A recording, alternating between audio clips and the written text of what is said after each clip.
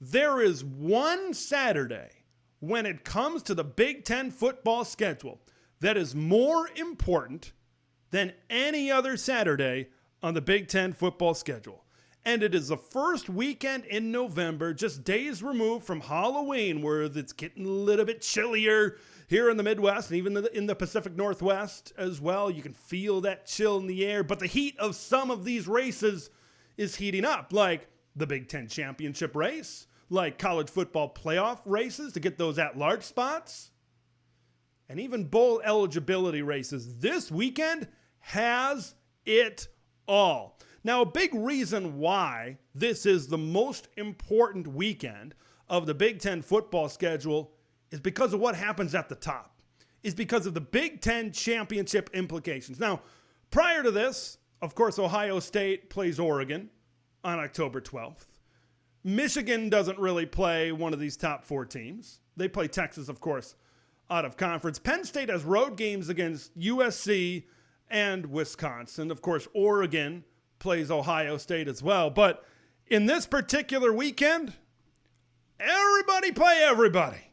This is when I think the men are going to be separated from the boys as far as the Big Ten championship race is concerned. As far as the race to Indianapolis is concerned, because we've kind of put these four teams into two tiers to start this college football season. Everybody, including me, has Ohio State and Oregon going to Indianapolis. Those are the two best teams. They're kind of on another level. They're going to meet on October 12th. They can meet in Indianapolis. They can meet another time in maybe the semifinals of the college football playoff or something as well. But both the Buckeyes and the Ducks have to go on the road to Big Ten championship contenders as well. Ohio State visits Penn State, and then Oregon going on the road to face the Michigan Wolverines as well. We're going to know so much. The picture is going to be a lot clearer. Now, the easy money, the favorites say, yeah, Ohio State has handled Penn State in the past. Their team is just more talented. They're going to take care of business. Oregon, maybe this is the first big win of the Dan Lanning era. Michigan, of course, has an extremely stout defense, but Oregon is just too talented across the board. Michigan and Penn State could screw everything up. They could, because no matter the result of Ohio State and Oregon, I don't foresee any scenario where all of these teams don't have 0 losses or 1 loss in the conference. I think they're all going to be within that realm.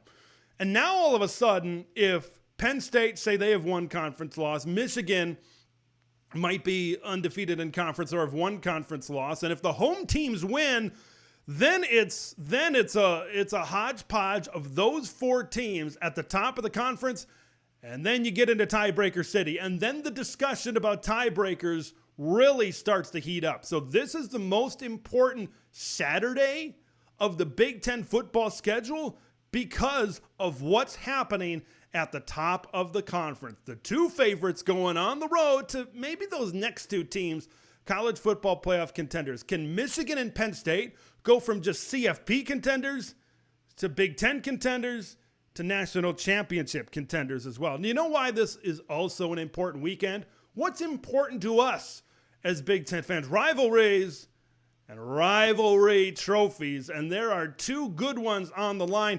And they have 2 separate stakes of implications.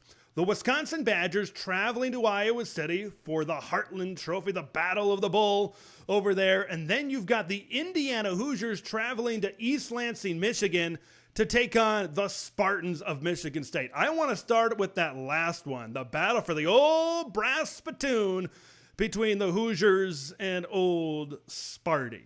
Now, to me, this is a battle for bowl eligibility. These are 2 programs with first-year head coaches. Getting to a bowl game, getting those extra bowl practices does wonders in the development of your program for the future, especially in today's day and age of opt-outs. Now, not only can you get freshman reps, but you can get freshmen or sophomores, young players, the future of your program. You can get them reps in practice with the ones, and then you can get them 60 minutes of game reps as well. Those are big time reps to be able to build your program with some of the future prospects and future stars of your program as well. I think these are two pretty good offenses. Okay, Indiana, I just really like Indiana. I like how they're loaded at wide receiver. Michigan State, if Aiden Childs is that dude, if he is that guy, this is a Michigan State team. I don't think they're necessarily going to win 6 or 7 games this year, but they could sneak up on people. The winner of this game could very well be bowl eligible and get those extra bowl practices. The losers could miss out on that and end up on the short end of the stick, 4-8, 5-7, whatever it be. Let's talk about the Wisconsin and Iowa matchup as well. I want to first talk about it from the Wisconsin Badger perspective. It's a tough spot. You play at home against Penn State the week before, and then you got to travel to Iowa, a team that Wisconsin has not been able to beat 3 out of the last 4 times. Pretty much post Jonathan Taylor, Iowa has been able to control this series in recent memory. Now, Wisconsin has a game against Alabama out of conference. They got to go on the road to Rutgers. They got to play Northwestern. As Badger fans, you should know that is never an easy game at any time. And this year, Northwestern in that Lakefront Stadium, maybe Wisconsin wants to throw it around a little bit more. That could be a little bit tricky for the Badgers in that spot. But this game is important because there's a potential. I'm not saying it'll happen, but there's a potential. This Iowa game could possibly lead to a nosedive. I mentioned Penn State. Tough team. Penn State, personnel-wise, 11 through 11, 85 through 85, probably has better players than the Wisconsin Badgers. Now, I picked Wisconsin to upset Penn State in this spot, but they could very well lose to the Nittany Lions at Camp Randall Stadium. Here's the schedule, the last 5 games of the year for the Wisconsin Badgers. Home against Penn State, at Iowa, home against Oregon, at Nebraska, and then the Paul Bunyan-Zax game against the Minnesota Golden Gophers. So if you can't get it done against Penn State, and you keep reeling and you're not able to get it done against Iowa, you got to play Oregon at home. That's a tremendous challenge. And once again, kind of like I said about Penn State, Oregon just 85 through 85 just has a lot more talent than Wisconsin. And then you got to go on the road to a good Nebraska team. Nebraska could be very motivated at this point in time, maybe could be battling for a college football playoff spot if every single thing clicks for the Cornhuskers as well. And then you have that rivalry game against the Minnesota Golden Gophers at the end of the season. You could be staring a 4-game losing streak in the face. That's why this game against the Iowa Hawkeyes is so important. Because if Iowa is your second loss consecutively and you have Oregon and Nebraska after that, you are staring a 4-game losing streak potentially right in the face. So a win against Iowa could certainly help. I don't think they're going to follow it up with a win against the Oregon Ducks. I just think Oregon, they're a national championship contender and Wisconsin is not, right? That's put in bluntly. But that Nebraska game, right, that's a game that has been, now they've played some close games, but Wisconsin has won a majority of those games in the past as well. So Wisconsin, I feel like they got to get it done against the Iowa Hawkeyes. For Iowa, I know they've been talking about a potential college football playoff with the favorable schedule that Iowa has. I feel like this game, the Nebraska game down the stretch, this is their opportunity, Iowa's opportunity, to beat some solid to good football teams. Because when it comes to college football playoff seeding, it's going to depend on the good teams that you beat. If Iowa can't pull the upset against Ohio State, your best chances for marquee wins on your schedule, Iowa State, Wisconsin, and Nebraska, and maybe Washington. Maybe. So this is a game that they can't afford to drop. I know a lot of people say, hey, 10-2 Big Ten SEC teams are going to make it. But if Iowa drops this to Wisconsin, with their marquee wins being Nebraska and Iowa State, and then you compare that resume to maybe something like an Ole Miss or a Missouri that maybe looks a little bit more flashy, maybe looks a little bit more sexy, where do you think the committee's going to go? Where do you think they're going to go? They're probably going to go to the SEC. So it's a big game for that reason as well. Those are the rivalry matchups. I got another category here. How about getting the monkey off their back? There are 2 maroon and gold programs that on this very weekend can really reverse recent history in their favor. Let's start first with the USC Trojans kind of like Nebraska, if everything clicks, this could potentially be a college football playoff team. Potentially. That offense, we know what Lincoln Riley can do if the defense can make strides. This could be a team that could be very competitive throughout their first couple of months on the Big Ten, in the Big Ten Conference. Now, USC has lost 3 of their last 4 meetings to the Washington Huskies.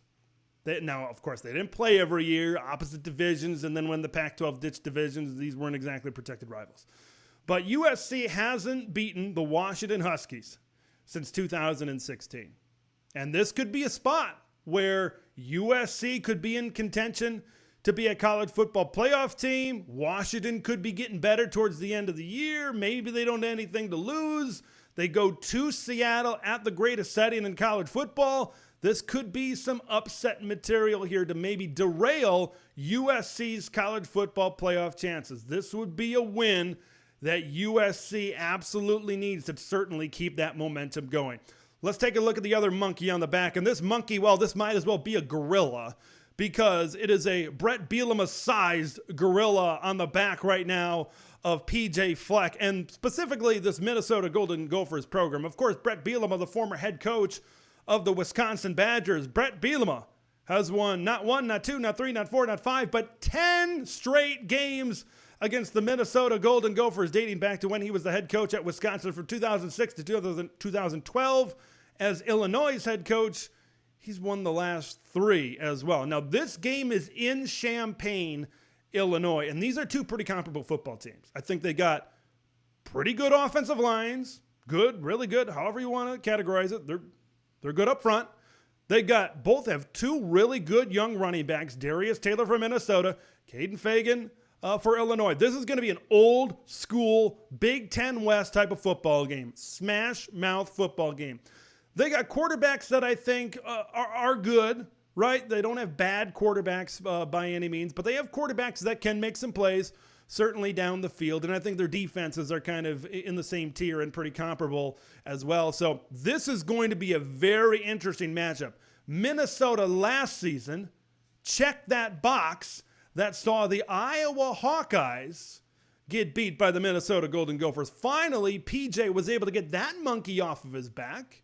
Kirk Ferentz and the Iowa Hawkeyes. Can he do the same against the Illinois Fighting Illini? Can PJ keep progressing as the head coach of the Minnesota Golden Gophers? Man, November 2nd has it all.